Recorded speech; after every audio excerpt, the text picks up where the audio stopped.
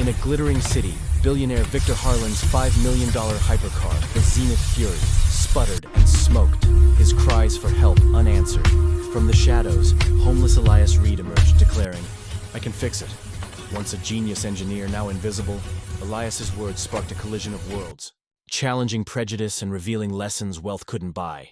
In the shadowy underbelly of a gleaming metropolis, where skyscrapers pierced the clouds like arrogant spears, a billionaire named Victor Harlan revved the engine of his $5 million prototype hypercar, the Zenith Fury. The machine was a marvel of engineering, whispered to be untouchable by mere mortals, its sleek lines cutting through the air like a predator on the prowl. Victor, clad in a tailored suit that cost more than most people's homes, glanced at his reflection in the polished chrome, smirking at the empire he'd built from silicon and ambition. But on this fateful evening, as twilight bled into night, fate had other plans. Smoke billowed from the hood in angry plumes, the engine sputtering like a dying beast. Victor's cries for help echoed futilely into the empty street, his phone calls to elite mechanics going unanswered. Little did he know, a disheveled figure lurking in the alley shadows had heard every word, and this stranger, a homeless man named Elias Reed, was about to utter 3 simple words that would shatter Victor's world. "I can fix it." Elias wasn't always a ghost of the streets.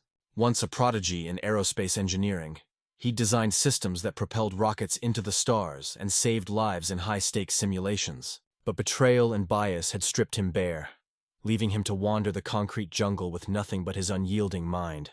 As Victor paced frantically beside his faltering prize, cursing the universe for this indignity, Elias stepped forward from the gloom, his voice steady amid the chaos. The billionaire's initial glare was one of pure disdain. How could this ragged soul possibly comprehend the Zenith's classified tech? Yet Elias's eyes held a spark of forgotten genius, a quiet assurance that pierced through the haze of prejudice. This encounter wasn't just about a broken car. It was the collision of 2 worlds, where wealth met wisdom, arrogance met humility, and a single act of unexpected aid would teach Victor lessons his billions couldn't buy.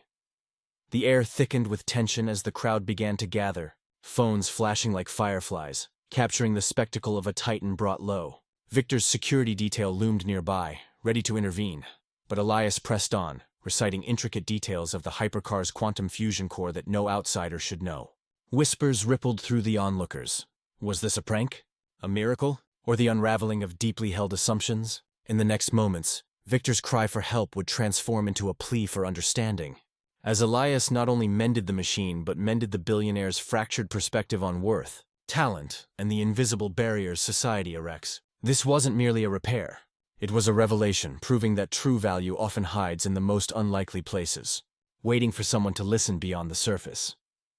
As the story unfolds, prepare to witness how one man's overlooked brilliance dismantled a billionaire's empire of illusions, teaching him that the greatest fixes aren't mechanical, they're human. From the streets to the boardrooms, this tale reminds us that help can come from anywhere. And sometimes, the teacher is the one society has taught us to ignore. Buckle up, because what Elias taught Victor couldn't be found in any textbook or treasure vault. It was a lesson in empathy, resilience, and the power of second chances. Victor Harlan was no ordinary man. He was a titan of industry, a name synonymous with innovation and opulence. At 42, he'd built Nexus Dynamics into a tech empire that powered half the world's quantum computing systems. His face graced magazine covers, his keynote speeches drew thousands, and his net worth, north of $10 billion, made him untouchable.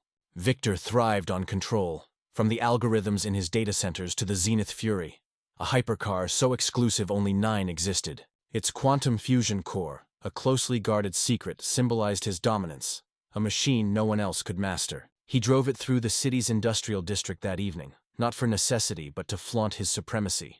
The roar of its engine a reminder of his untouchable status. Victor's world was one of curated perfection.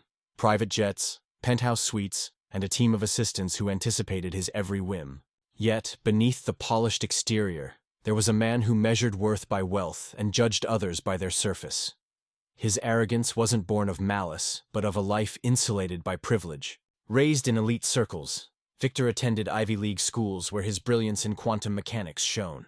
By 25, he'd patented a thermal regulation system that revolutionized supercomputing, earning his first million. Success followed success, each milestone reinforcing his belief that talent was visible, measurable, and tied to status. He surrounded himself with the best, engineers with pedigrees, designers with awards, and consultants who spoke his language of power. The Zenith Fury was his ultimate trophy, a $5 million testament to his place at the pinnacle. Its proprietary technology, developed in secret labs, was said to be unfixable outside the manufacturer's fortress-like facility. Victor reveled in its exclusivity, the way it turned heads and silenced doubters. To him, the car wasn't just transport, it was an extension of his identity, a mechanical god among mortals. But Victor's world had cracks he couldn't see. His reliance on status blinded him to the potential in others, a flaw that would soon be exposed. That evening, as he cruised through the industrial district, he was en route to a critical investor meeting, one that could secure $2 billion for his next quantum leap. The Zenith Fury was his chariot, meant to impress, to dazzle. He imagined the investors' awe, their signatures on contracts, and the headlines cementing his legacy. But the car had other plans. As he accelerated past rusted warehouses, a faint tremor shook the chassis. A warning light blinked on the dashboard, followed by a plume of acrid smoke. Victor's heart sank. This wasn't just a breakdown. It was a public humiliation waiting to happen.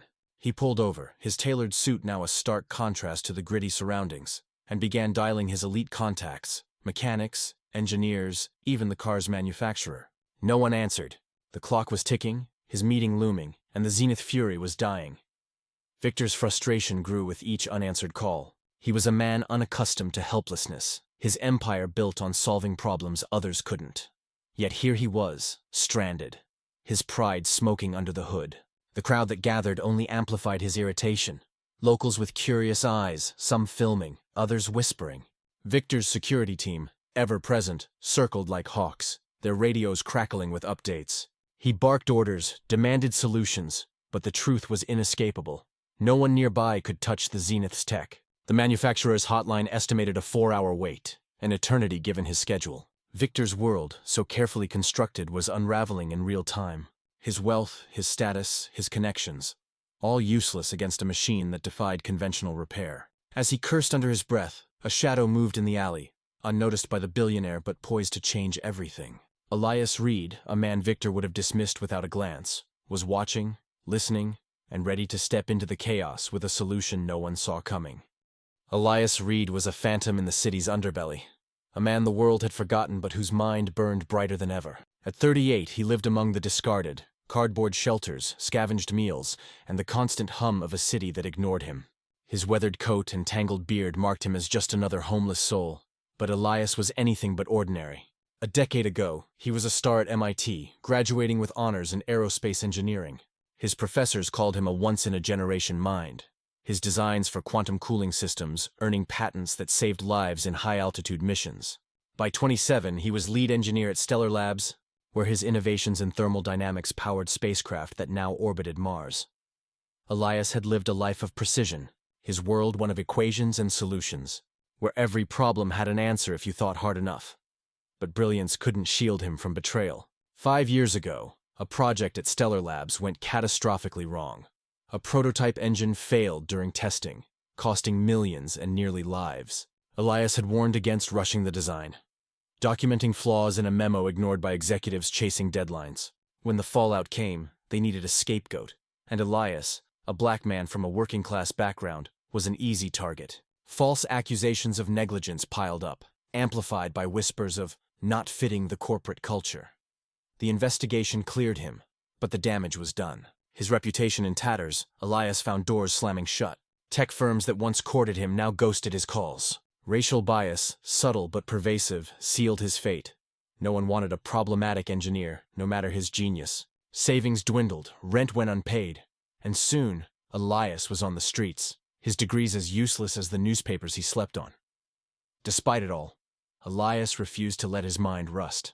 Each morning, he rose at dawn in his hidden corner behind an abandoned factory, folding his tarp with the precision of his engineering days. He washed at a public fountain, brushed his teeth with a worn toothbrush, and walked to the library, where he devoured discarded journals on quantum mechanics and thermodynamics. He taught physics to kids at a nearby shelter, their eager questions keeping his spirit alive. Elias carried a small notebook, filled with sketches of inventions, solutions to problems the tech world hadn't yet tackled. His latest was a cooling system for quantum neural networks, drawn on scraps during sleepless nights. He knew the Zenith Fury's tech intimately, having consulted on its prototype years ago before his fall. Its unique hum was as familiar to him as his own heartbeat, a reminder of the life he'd lost. Elias's existence was a study in resilience, but it came at a cost. The city saw him as invisible, a stereotype in worn clothes. Job applications were rejected before interviews, his lack of address a scarlet letter. Yet he never stopped learning, never stopped solving. He watched the Zenith Fury glide through the industrial district for weeks, noting its subtle engine irregularities, flaws he'd predicted in early designs, but were ignored. That evening, as Victor's car faltered, Elias was nearby, scavenging for food behind a diner. He heard the billionaire's frantic calls, saw the smoke, and recognized the problem instantly. A microfracture in the quantum fusion core's secondary loop, a flaw he'd warned about years ago. Stepping forward was a risk. He'd been dismissed, even threatened, for offering help before.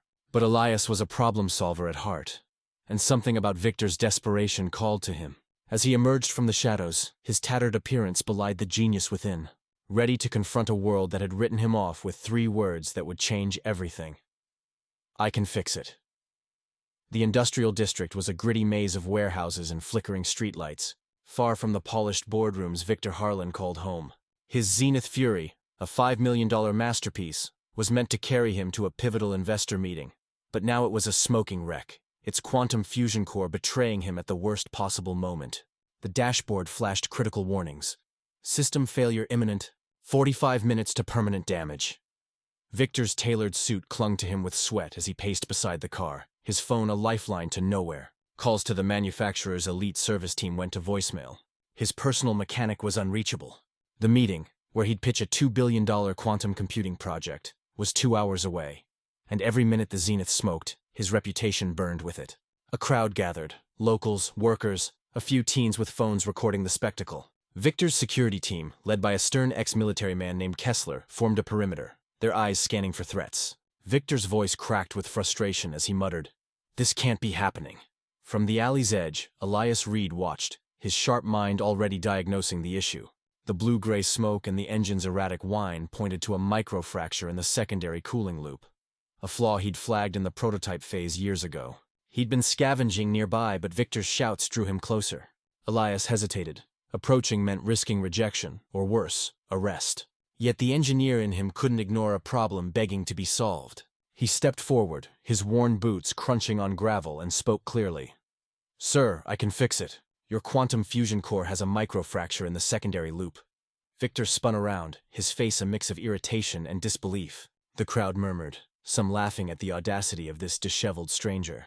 Kessler moved closer, hand on his radio, ready to call for backup. "Step back!" Victor snapped, his voice dripping with authority. "You don't touch this car."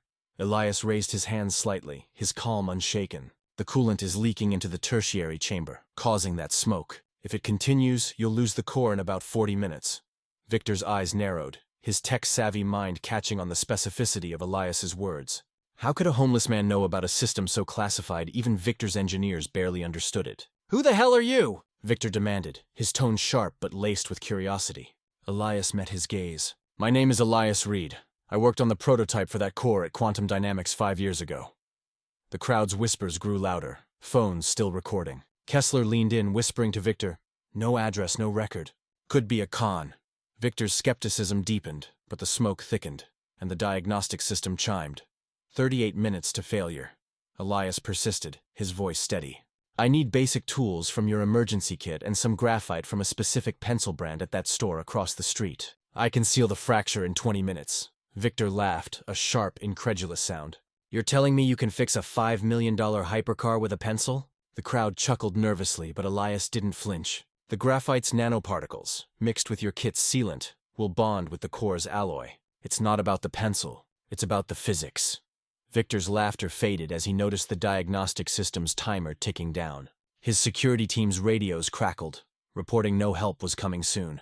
The manufacturer's team was hours away, and towing the car risked further damage. Victor's empire was built on taking calculated risks, but trusting a stranger in rags felt like madness. The crowd grew, now nearly 30 strong, their phones capturing every moment. A local blogger arrived, live streaming the billionaire's predicament. Victor felt the weight of their eyes, his reputation teetering. Kessler pressed, "Sir, We should secure the vehicle and wait for professionals. But Elias spoke again, his voice cutting through the noise. Memo QD 392, issued 5 years ago, warned about this exact fracture. I wrote it. Check with Dr. Laura Hensley at Quantum Dynamics. She'll confirm. Victor froze. That memo number was real, buried in confidential files he'd seen during acquisition talks. How could this man know it? Doubt and intrigue battled in Victor's mind as the smoke worsened, the timer now at 35 minutes. He pulled out his phone, hesitating. Elias stood firm, his tattered coat a stark contrast to the gleaming car, his eyes burning with quiet conviction. The stage was set for a confrontation not just of skill, but of trust, prejudice, and the courage to see beyond appearances. Victor Harlan's world was unraveling faster than the Zenith Fury's cooling system. The diagnostic screen screamed 33 minutes to critical failure, and the crowd's murmurs felt like a noose tightening around his reputation. Elias Reed's claim hung in the air, as improbable as it was precise. A homeless man, claiming insider knowledge of a hypercar's classified tech, offering to fix it with a pencil. Victor's instinct was to dismiss him. His appearance, his lack of credentials, screamed fraud. Yet the mention of Memo QD 392 gnawed at him, a detail too specific to be coincidence. Kessler, his security chief, leaned in, voice low. Sir, this guy's got no ID, no verifiable history. We've had espionage attempts before. He could be a plant. Victor nodded, his eyes flicking to Elias's worn coat and the reusable grocery bag holding his worldly possessions. Trusting him felt like betting his empire on a stranger's word. Elias stood his ground, unfazed by the growing tension. You're seeing blue-gray smoke, because the nano-coolant is vaporizing against the thermal shielding. In 30 minutes, the quantum core's bearings will seize, costing you $1.2 million to replace. The crowd hushed, sensing the stakes. Victor's tech mind raced. Elias's diagnosis matched the car's diagnostics to an eerie degree. But prejudice clouded his judgment. You expect me to believe you worked at Quantum Dynamics? Victor snapped. Look at you. The words stung, but Elias's expression remained steady. I was lead engineer on the core's prototype. Patent QX7841, filed 7 years ago, lists my name. Check it. Victor's fingers hovered over his phone, torn between calling Kessler's backup or verifying Elias's claim. The crowd's phones kept rolling, turning his indecision into a public spectacle. Kessler signaled 2 more guards from a black SUV that pulled up, their presence amplifying the tension. Mr. Harlan, we need to secure the vehicle, Kessler insisted. This man's a risk to proprietary tech. Elias spoke quickly, sensing the closing window. The fractures at the junction of the secondary and tertiary loops, exactly where I warned in my memo. You can't tow it without accelerating the damage. Victor's eyes darted to the smoke, now thicker, curling like a warning. The diagnostic chimed. 28 minutes to failure. He dialed Quantum Dynamics' emergency line, but the call dropped. Cell service was spotty. Frustration boiled over. Step away from the car, he ordered Elias, his voice cold. The guards moved closer, hands on their radios. Elias complied, stepping back but keeping his eyes on Victor. You're running out of time, Mr. Harlan. The crowd's whispers grew louder, some mocking Elias, others intrigued. A teenager posted a clip online, captioned, Billionaire versus homeless genius. Victor felt the pressure mounting. His investor meeting was in 90 minutes, and this breakdown was trending. Kessler whispered, Police are 5 minutes out. We can remove him. But Elias's calm persistence cut through. Call Dr. Laura Hensley. She was my supervisor. She'll vouch for me. Victor hesitated, the name sparking recognition. Hensley was a legend in quantum engineering, untouchable in her field. If Elias knew her, it could mean something, or it could be a desperate bluff. The smoke thickened, the timer now at 25 minutes. Victor's empire was built on bold moves, but this felt like gambling with his legacy. Get me Hensley's direct line, Victor snapped to Kessler, who radioed his team. The guards exchanged uneasy glances, sensing their boss's wavering resolve. Elias remained still, his dignity unshaken despite the humiliation. I don't want trouble, he said softly. I just want to help. You've got 23 minutes before the core's gone. Victor's phone buzzed, a contact from Quantum Dynamics. He dialed, his heart pounding. Dr. Hensley, this is Victor Harlan. I've got a man here, Elias Reed, claims he worked with you. Says he can fix my Zenith Fury. The line crackled. Then Hensley's voice came through, sharp and surprised. Elias Reed? Where is he? Victor glanced at Elias, his skepticism cracking. He's standing in front of me, claiming he designed your core's prototype. A pause. Then Hensley's voice hardened. If Elias says he can fix it, let him. He's the best thermal engineer I've ever known. Victor's world tilted. The crowd sensed the shift, their phones capturing every second. Kessler protested, "Sir, we can't trust," but Victor cut him off, raising a hand. "Wait!" He turned to Elias, eyes searching. "You've got 20 minutes. Show me what you need." Elias nodded, pointing to the car's emergency kit. "That, and a Stettler 9B pencil from the store across the street." Victor blinked, incredulous, but nodded to a guard who sprinted off. The timer ticked to 18 minutes. Elias's calm was unnerving, his expertise undeniable. As the crowd watched, Victor faced a choice: cling to prejudice or trust the impossible. The next moments would decide not just the fate of his car, but the unraveling of everything he thought he knew. Victor Harlan's skepticism hung by a thread as Dr. Laura Hensley's words echoed through the phone. "Elias Reed is the best thermal engineer I've ever known." The crowd, now nearly 50 strong, fell silent, sensing a turning point. The Zenith Fury's diagnostic system blared, 15 minutes to critical failure.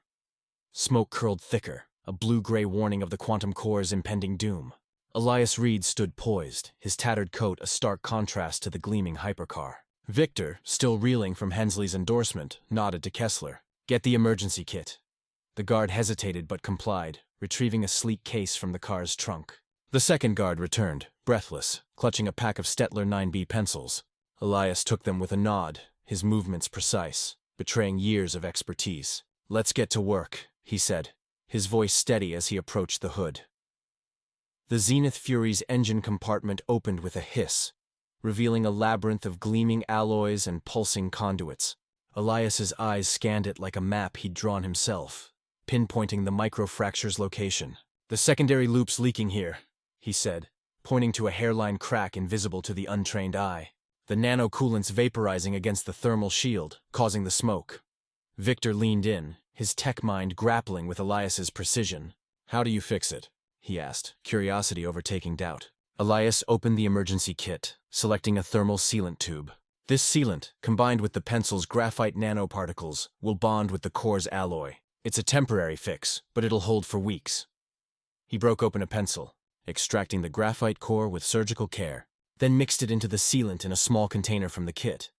The crowd watched, mesmerized, as Elias worked with the focus of a master craftsman. Phones recorded every move, the blogger's live stream now trending with thousands of viewers. Kessler and his team stood back, their earlier hostility replaced by reluctant respect. Elias explained as he worked, his voice calm. "The fracture's small, but under high pressure. The graphite enhances the sealant's molecular bond, stabilizing the alloy until you can get a full repair." Victor nodded, his earlier dismissal forgotten. "You learned this at Quantum Dynamics?" Elias shook his head. "I improvised it on a failed prototype years ago. Necessity teaches you things textbooks don't." The diagnostic chimed, 10 minutes to failure. Elias didn't flinch, his hands steady as he applied the sealant mixture to the fracture, using a tool from the kit to press it into the crack with precision. Victor watched, his engineer's mind recognizing genius. "That's the exact pressure point," he muttered, recalling schematics he'd studied. Elias nodded. "It's where the secondary and tertiary loops converge. I warned about this in the prototype phase, but they rushed production." The crowd murmured, some catching the weight of his words. A woman whispered, "He designed this?" Elias vented the contaminated coolant into a makeshift container, a faint iridescent stream that cost thousands per ounce. "Saving about 70% of it," he said matter-of-factly. Victor's jaw tightened. "That's $25,000 worth." Elias shrugged. "The core's worth more." The timer hit 7 minutes. Elias refilled the system with standard coolant from the kit, explaining, "It's not ideal, but it'll keep the core stable at 65% output until you get nano-coolant." With 3 minutes left, Elias secured the access panel, his movements economical. "Start the engine," he instructed. Victor hesitated, glancing at the crowd, then pressed the ignition. The Zenith Fury hummed to life, its whine smoothing into a deep purr. No smoke. The diagnostic flickered, system stabilizing. 65% capacity. "Service recommended." A cheer erupted from the crowd, phones capturing the triumph. Victor stared at the screen, disbelief giving way to awe. "The manufacturer said this was impossible in the field." Elias wiped his hands. "They overcomplicate to protect their monopoly. It's just physics if you know the system." Victor extended a hand. "Thank you." Elias shook it, his expression composed. "You're welcome." The moment could have ended there, but Victor's curiosity burned. "How do you know so much about my car?" Elias pulled a worn notebook from his bag, flipping to a page of precise sketches. I consulted on its prototype. These are my notes from 7 years ago. Victor scanned the drawings, recognizing patent-level designs. This is incredible. Elias nodded. I've had time to think. The crowd began to disperse, but the blogger stayed, streaming Elias's triumph. Kessler approached, almost apologetic. Sir, your meeting's in 75 minutes. Victor ignored him, turning to Elias. Come with me. I want you at that meeting. Elias raised an eyebrow. I'm not dressed for it. Victor grinned. We'll fix that. Bespoke on 5th now. Victor Harlan's luxury SUV sped toward Bespoke on 5th Avenue. Elias Reed beside him, still clutching his worn notebook. The Zenith Fury, now stable, followed in a tow truck to avoid further strain. Victor's mind raced, replaying Elias's repair.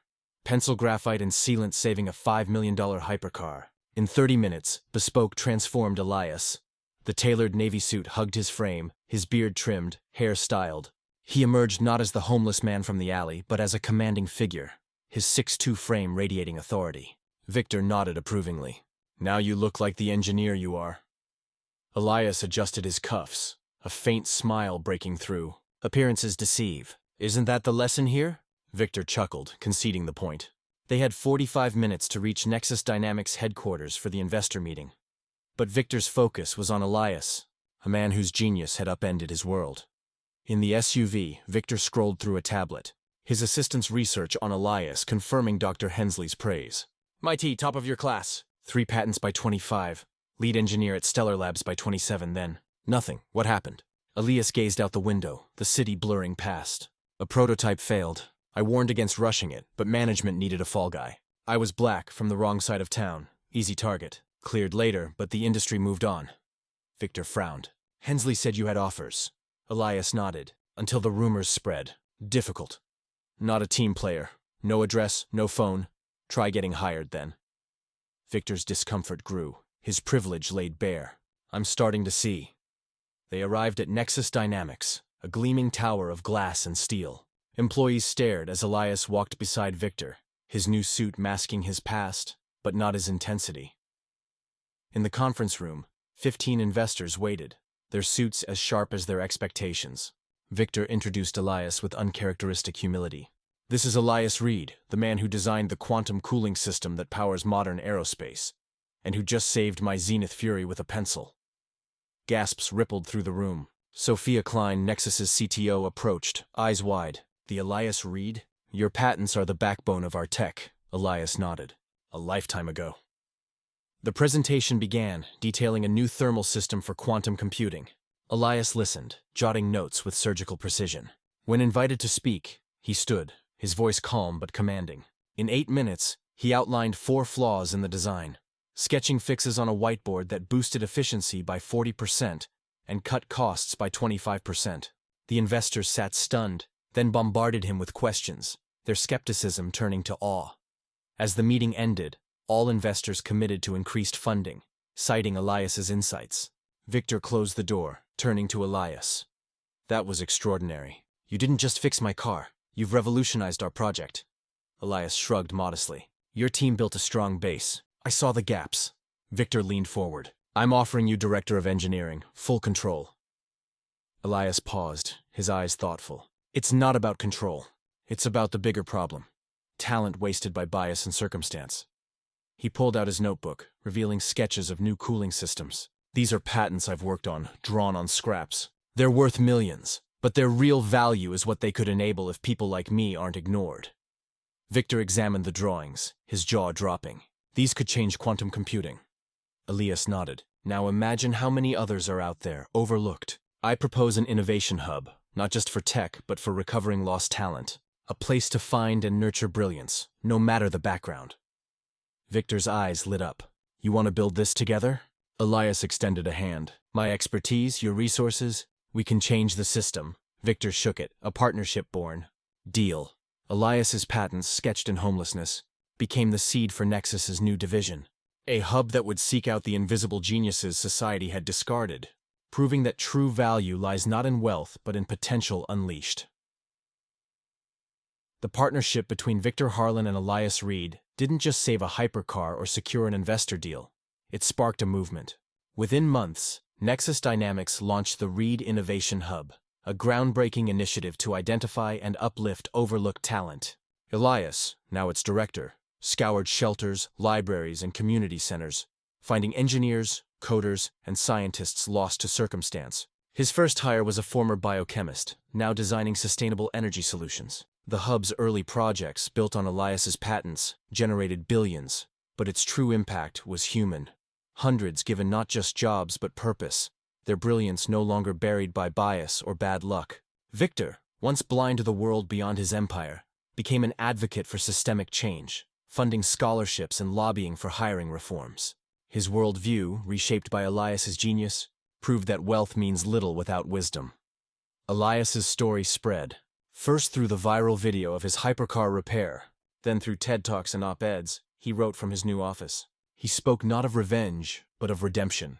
Not just his own, but for a society that discards its best minds. The Zenith Fury, now fully repaired, sat in Nexus's lobby as a symbol, a machine saved by a man the world had ignored. The lesson wasn't about engineering. It was about seeing.